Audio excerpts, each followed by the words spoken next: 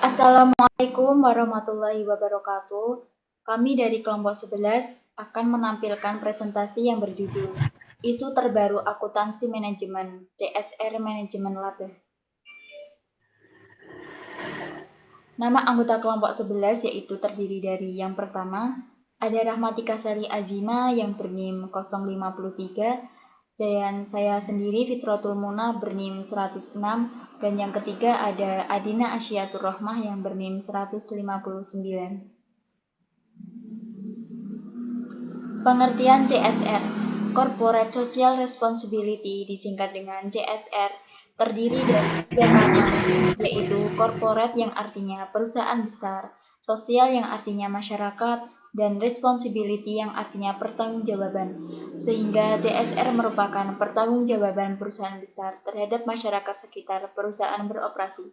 Selanjutnya akan dilanjutkan rekan saya.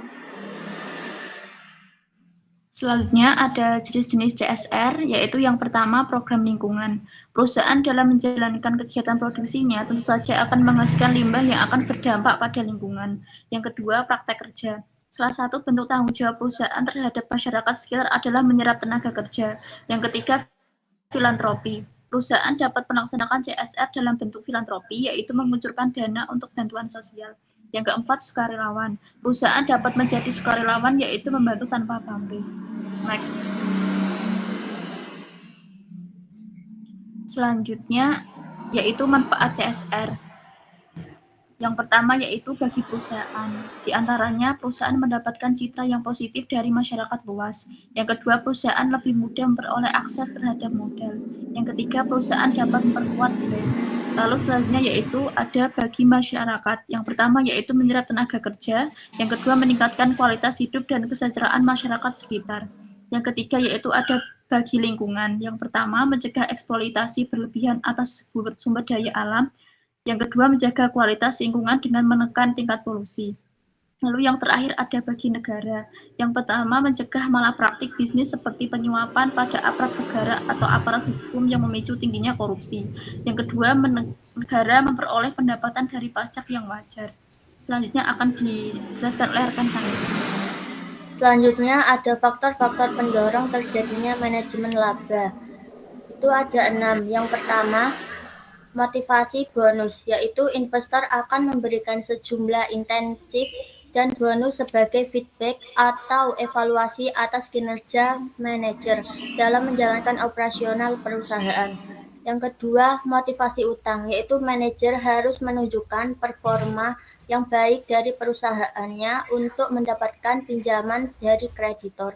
Yang ketiga, motivasi pajak, yaitu perusahaan yang belum go public cenderung melaporkan dan menginginkan untuk menyajikan laporan laba fiskal yang lebih rendah dari nilai sebenarnya.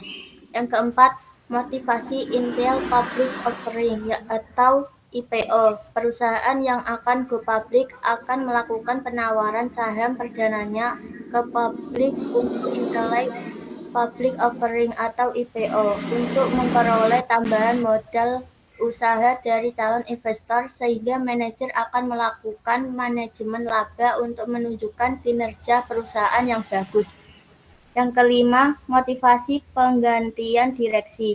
Pada saat periode pergantian direksi atau Executive Officer atau CEO, biasanya praktik manajemen laba terjadi. Yang keenam, motivasi perpajakan. SOT 2000 menyatakan bahwa motivasi penghemat pajak menjadi motivasi manajemen laba yang paling nyata. Selanjutnya ada teknik manajemen laba. Terdiri dari 3, yaitu yang pertama, perubahan metode akuntansi.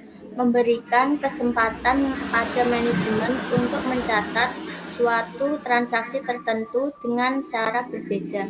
Yang kedua, memainkan kebijakan perkiraan akuntansi, yaitu manajemen mempengaruhi laporan keuangan dengan cara memainkan kebijakan perkiraan akuntansi. Hal tersebut memberikan peluang bagi manajemen untuk melibatkan subjektivitas dalam menyusun estimasi. Yang ketiga, menggeser periode biaya dan pendapatan, yaitu manajemen dapat menggeser periode biaya atau pendapatan. Sekian presentasi dari kelompok kami. Apabila ada kesalahan, mohon dimaafkan. Wassalamualaikum warahmatullahi wabarakatuh.